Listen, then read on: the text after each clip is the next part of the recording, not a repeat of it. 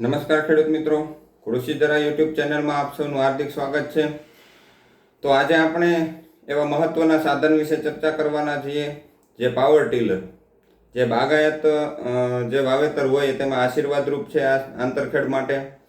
ગમે તેવું થડિયું હોય એની આજુબાજુમાં પણ આપણે ટ્રેક્ટર ના જઈ શકે એવા વિસ્તારમાં અને આંબો ઊંચાઈમાં જતો રહે તો એની નીચે પણ નીચાઈ પણ વધારે આવે છે પાવર ટીલરની, એટલે આપણે તેનો સરળતાથી ઉપયોગ કરી શકીએ છીએ અને આંતરખેડમાં આપણે એનો ઉપયોગ સારી રીતે કરીએ છીએ। તો ખેડૂત મિત્રો, એના વિશે આપણે ચર્ચા કરીશું। તો એને સાધન ખરીદીમાં કેટલી સબસિડી મળે છે, એની અરજી ક્યાં ક્યારે અને કેવી રીતે કરવી, અરજી માટે કયા આધાર પુરાવાઓ જોઈશે, ખરીદી ક્યાંથી કરવી, ખરીદી કર્યા બાદ ડોક્યુમેન્ટ જે છે કોને જમા કરાવવા, કયા ડોક્યુમેન્ટ જમા કરાવવા અને સબસિડી જે છે એ ક્યારે જમા થશે એ વિશે આપણે સંપૂર્ણ ચર્ચા કરીશું। તો ખેડૂત મિત્રો, વિડીયોના અંત સુધી બન્યા રહો જેથી આપણને સંપૂર્ણ માહિતી મળી રહે। તો આપણે સૌપ્રથમ સબસિડીની રકમ વિશે ચર્ચા કરીશું। તો તે સામાન્ય વર્ગના ખેડૂતો જે હોય તેના માટે જે 8 બ્રેક હોર્સ પાવરથી નીચેનું જે પાવર ટીલર હોય એના માટે કુલ ખર્ચના 40% અથવા 50,000 રૂપિયા બેમાંથી જે ઓછું હોય તે મળવાપાત્ર રહેશે। અને 8 બ્રેક હોર્સ પાવરથી વધારે હોય તો તેમાં કુલ ખર્ચના 40% અથવા ₹70,000 બેમાંથી જે ઓછું હોય તે મળવાપાત્ર રહેશે। અનુસૂચિત જાતિ અને અનુસૂચિત જનજાતિ અથવા સામાન્ય વર્ગના નાના સીમાંત અને મહિલા ખેડૂતો માટે આપણે 8 બ્રેક હોર્સ પાવરથી નીચેનું પાવર ટીલર હોય તો તેમાં કુલ ખર્ચના 50% અથવા ₹65,000 મળવાપાત્ર રહેશે। અને 8 બ્રેક હોર્સ પાવરથી વધારે હોય તો કુલ ખર્ચના 50% અથવા ₹85,000 બેમાંથી જે ઓછું હોય તે મળવાપાત્ર રહેશે।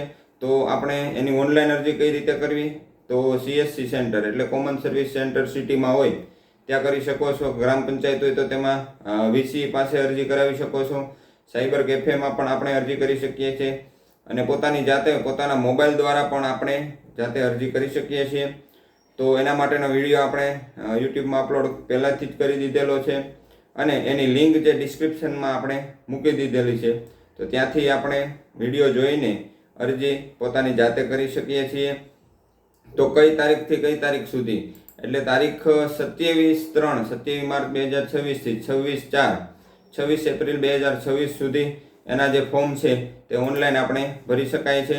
અને ગયા વર્ષની જેમ આ વર્ષે પણ ડ્રો સિસ્ટમ જ લાગુ કરવામાં આવી છે, એટલે સૌપ્રથમ ખેડૂત મિત્રો 1 મહિનો માટે બધાના ફોર્મ ભરાશે અને પછી ડ્રો થશે। ડ્રોમાં જે ખેડૂત મિત્રોના નામ આવશે એ ખરીદી કરવાને પાત્ર થશે। અરજી આપણે કરી લીધી, અરજી કર્યા પછી શું કરવું, ડ્રોની આપણે ખબર નથી એટલે અરજી પ્રિન્ટ કરીને પોતાની પાસે જ સાચવી રાખવાની રહેશે અને પૂર્વ મંજૂરીના ફોર્મની રાહ જોવાની રહેશે। જ્યારે આપણે સાધનિક ડોક્યુમેન્ટ જમા કરાવવા જઈશે, ડ્રોમાં નામ આવી ગયું અને પૂર્વ મંજૂરી આવી ગઈ પછી સાધનના ડોક્યુમેન્ટ જમા કરાવવા જઈએ તેમાં આપણે જે આ અરજીની પ્રિન્ટ છે એ આપણે જમા કરાવવાની થાય છે। તો પૂર્વ મંજૂરીનો હુકમ મળી ગયો, ડ્રોમાં નામ આવી ગયું, ત્યારબાદ કેટલા દિવસમાં આપણે ખરીદી કરી લેવી, તો 30 દિવસની અંદર આપણે પાવર ટીલરની ખરીદી કરી લેવાની રહેશે અને 30 દિવસમાં જ આપણે ડોક્યુમેન્ટ ઓનલાઈન કરી અને અપલોડ કરી દેવાના રહેશે અને ગ્રામ સેવકશ્રીને ફાઇલ આપી દેવાની રહેશે। તો સરકારશ્રી દ્વારા માન્ય કરેલા કંપનીના મોડલની માન્ય ડીલર પાસેથી જ ખરીદી કરવાની રહેશે અને આ માન્ય કરેલ કંપની અને મોડલની વિગત આ ખેડૂત પોર્ટલ ઉપર ઇનપુટ ડીલરોમાંથી મેળવી શકાય છે।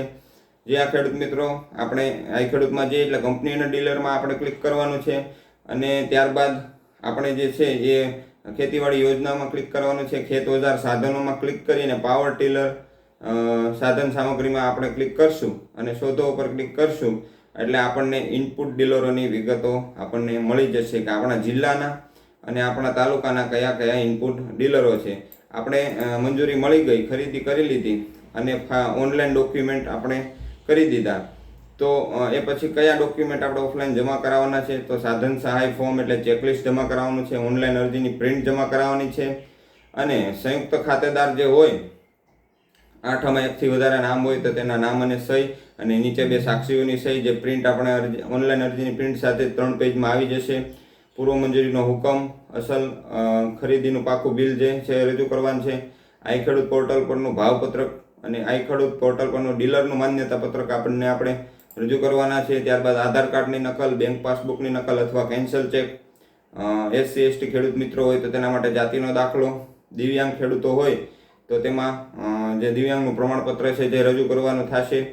સાધન સાથે લાભાર્થીનો ફોટો 6x4ની સાઇઝમાં, સિરિયલ નંબર અને મોડલ નંબર લખેલ પ્લેટનો ફોટો 6x4ની સાઇઝમાં અને યુનિક સેન્ટ્રલ કોડનો ફોટો આપણે લેસર કટિંગથી જે મશીનમાં કરેલું હોય તે 6x4ની સાઇઝમાં એનો ફોટો આપણે જમા કરાવવાનો રહેશે.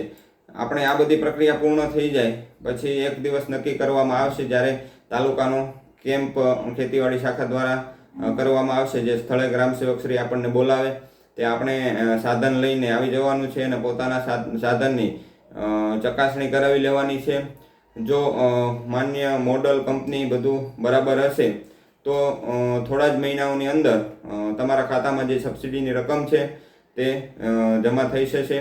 તો ખેડૂત મિત્રો, આપણે આવા નવા વિડીયો જોવા માટે અહીંયા આપણે સ્ક્રીનમાં દર્શાવ્યું છે કે આપણે બધી યોજનાઓનો વિડીયો યુટ્યુબમાં મૂકેલા છે. તમારે કઈ યોજનામાં લાભ લેવો છે તે વિડીયો આપણે અચૂકથી જોઈ લેવો અને સંપૂર્ણ માહિતી મેળવી લેવી.